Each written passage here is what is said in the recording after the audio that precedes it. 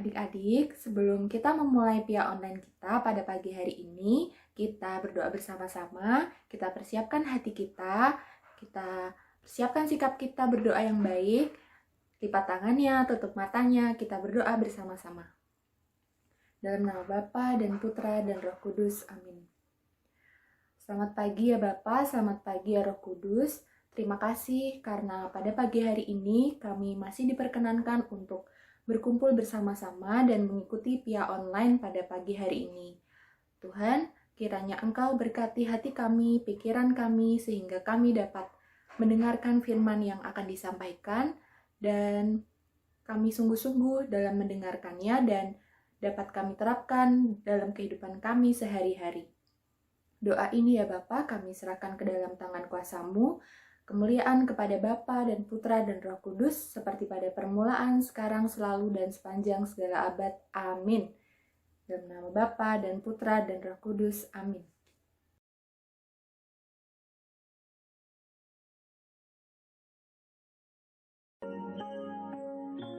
Yairus adalah seorang yang memiliki kedudukan penting.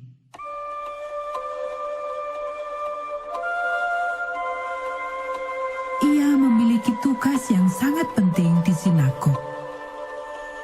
Tetapi hal itu tidak berarti dan sama sekali tidak membantu.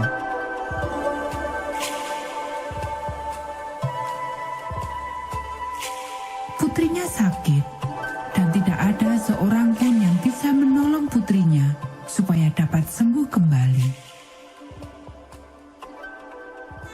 Tetapi Yairus tahu seseorang yang bisa menolongnya. Ia sudah mendengar mengenai mujizat-mujizat yang dilakukan oleh Yesus. Ia sudah mendengar bahwa Yesus sanggup menyembuhkan orang-orang yang sakit. Jadi, Yairus kemudian pergi untuk bertemu dengan Yesus. Yairus akhirnya menemukan Yesus di antara kerumunan orang banyak di rumah Matius Lewi. Ia berusaha mendekati Yesus dan kemudian sujud menyembah di kaki Yesus.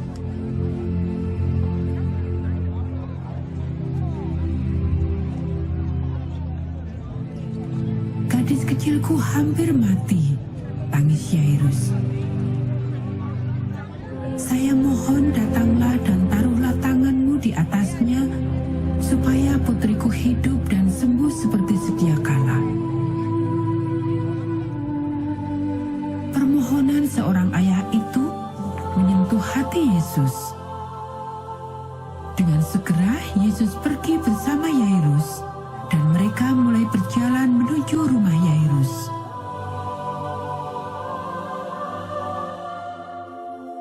Tetapi sebelum mereka sampai di sana, seorang pria datang berlari-lari menyongsong mereka, katanya, "Tidak usah pedulikan Yesus lagi," kata pria itu kepada Yairus. "Putrimu telah meninggal beberapa menit yang lalu." Tetapi Yesus tidak memedulikan perkataan pria itu. "Jangan takut," katanya kepada Yairus. "Aku bisa membuat putrimu sembuh."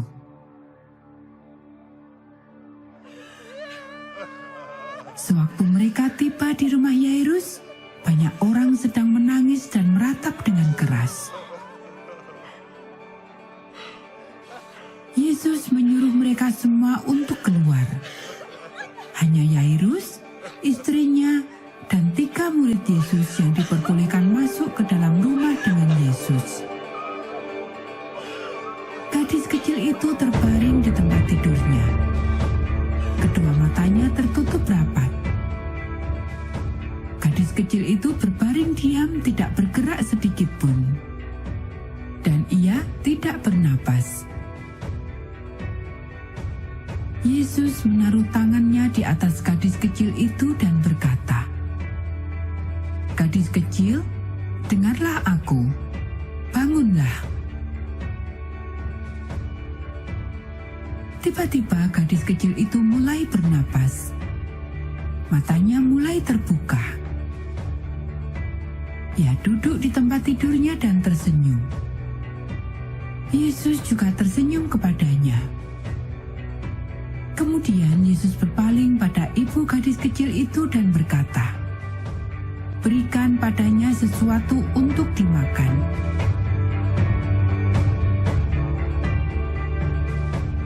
Yairus dan istrinya sangat senang. Yesus telah mendengar tangisan permohonan Yairus. Ia tetap datang, meskipun semua orang berkata bahwa semuanya sudah terlambat. Dan sekarang gadis kecil mereka telah hidup kembali. Mereka sangat gembira telah meminta pertolongan pada Yesus. Mereka sangat gembira mengetahui bahwa Yesus mendengarkan permohonan mereka. Dan mereka sangat bahagia akan putri mereka hidup dan sehat kembali.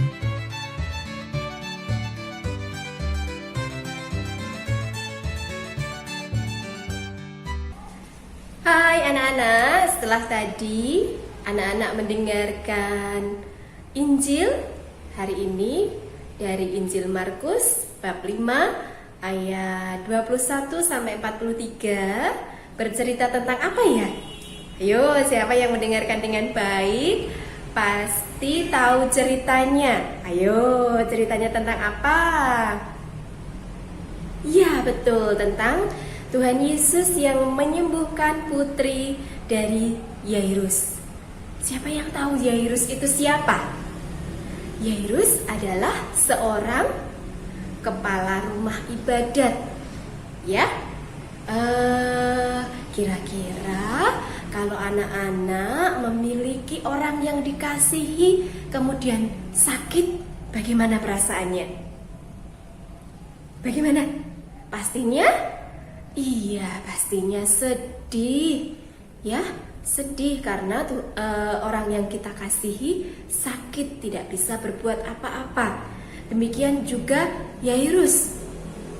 Dikisahkan dalam Injil Markus bab 5 ayat 21 sampai 43, Yairus memiliki seorang putri yang berumur 12 tahun dan mengalami sakit. Bahkan di rumahnya sudah dinyatakan meninggal ya. Di rumahnya itu sudah banyak orang yang datang ke rumahnya untuk apa? Melayat ya, karena dinyatakan sudah meninggal. Kalau seorang yang terkenal, yaitu seorang kepala rumah ibadat, pasti banyak orang yang datang untuk ikut melayat. Nah, Yairus tidak tinggal diam. Dia memiliki pengharapan. Ya, pengharapannya siapa? Iya, berpengharapan kepada Tuhan Yesus. Ya, anak-anak, kalau kita memiliki suatu permasalahan, ya permasalahan apapun, kalau ini tadi dikisahkan Yairus memiliki permasalahan putrinya yang sakit, Yairus walaupun seorang pejabat besar, dia ternyata apa nak? Membutuhkan orang lain ya. Kita membutuhkan orang lain, yaitu dia menghampiri Tuhan Yesus ya. Dia mau apa? Merendahkan diri ya. Mau membuka diri ya, membuka diri untuk datang kepada Tuhan Yesus. Dia tidak oh aku memiliki jabatan, aku bisa berbuat sesuatu sendiri, tidak. Tetapi dia merendahkan dirinya, mau berarti aku membutuhkan orang lain untuk menyembuhkan putriku. Dia datang kepada Tuhan Yesus, kemudian dia memohon pertolongan Tuhan ya. Kita juga membutuhkan orang lain ya. Kita tidak bisa hidup sendiri saja ya. Terus yang kedua, pelajaran yang kedua, kita tidak mungkin segala sesuatu yang tidak mungkin bagi kita itu mungkin bagi Tuhan ya, asalkan kita percaya dengan sungguh-sungguh ya. Yang pertama, kita mau datang merendahkan diri untuk menghadap Tuhan ya. Yang kedua, segala sesuatu yang kita anggap tidak mungkin tetapi mungkin bagi Allah jika kita percaya ya. Nah, anak-anak, kalau dalam masa pandemi sekarang ini, bagaimana perasaan kita melihat mungkin sesama kita ya, sesama kita, mungkin juga ada yang orang yang kita kasihi mengalami sakit, apalagi kena COVID ya. Ya, dan sekarang apalagi di kota kita Salatiga ini sedang banyak-banyaknya ya. Kita harus kita harus berpengharapan kepada Tuhan, menyerahkan diri kepada Tuhan dan berdoa ya, memohon pertolongan Tuhan, memohon perlindungan Tuhan. Selain itu, selain kita berpengharapan kepada Tuhan, kita memiliki pengetahuan. Kalau ada COVID, berarti apa yang harus kita lakukan? Iya, kita harus selalu menggunakan masker dengan baik kemanapun kita berada. Dengan baik maksudnya bagaimana? Misalkan masker sudah kita pakai, tetapi saat berbicara dengan seseorang kita turunkan, itu baik tidak? Iya, itu berarti tidak baik. Selalu kita pakai dengan baik dimanapun dan saat kapanpun. Saat berbicara dengan orang lain tetap kita pakai ya. Kemudian mencuci tangan sesering mungkin, menggunakan hand sanitizer. Kemudian menjaga jarak ya, tidak boleh dekat dengan temannya. Kemudian menjauhi kerumunan, di rumah saja ya. Kemudian mengurangi mobilitas ya anak-anak. Demikian juga Yairus yang sudah berpengharapan kepada Tuhan dengan sepenuh hati, dengan kepercayaan yang penuh. Maka di masa pandemi ini kita juga harus berpengharapan kepada Tuhan dengan mentaati protokol kesehatan yang sudah diberitahukan kepada kita semua. Itu tadi sudah Butia jelaskan ya. Dan kita harus rajin berdoa ya, mendoakan orang yang sakit ya. dengan mendoakan orang yang sakit, kita juga melayani Allah. Ya, begitu. Itu pesan dari Bu Tias.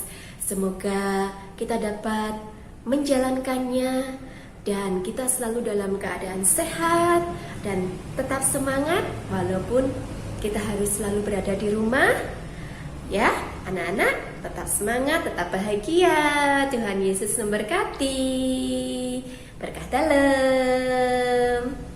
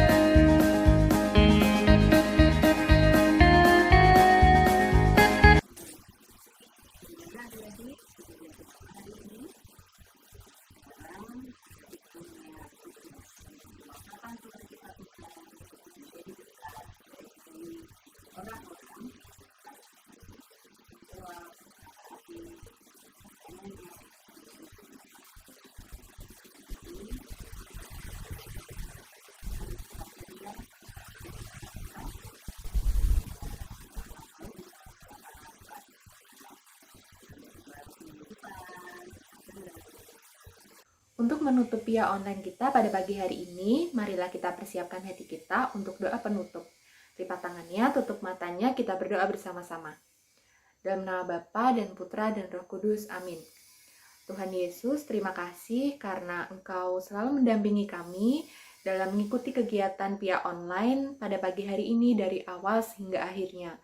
Tuhan, semoga apa yang kami dengar dan apa yang kami pahami dapat kami terapkan dalam kehidupan sehari-hari dengan baik. Bimbinglah kami Tuhan, semoga kami dapat menjadi anak-anak-Mu yang baik. Kemuliaan kepada Bapa dan Putra dan Roh Kudus, seperti pada permulaan, sekarang, selalu, dan sepanjang segala abad. Amin. Dalam nama Bapa dan Putra dan Roh Kudus. Amin.